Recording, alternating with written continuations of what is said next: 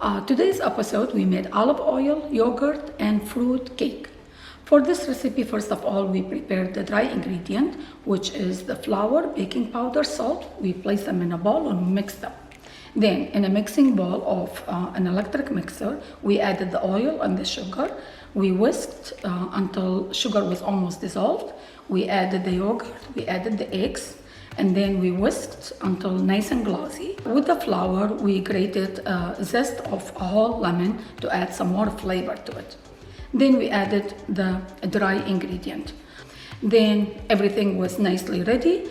We added some fruits, which was a mixture of blackberry, raspberries, blueberries, and gently we mixed them in the batter of the cake. And then we had prepared a cake pan.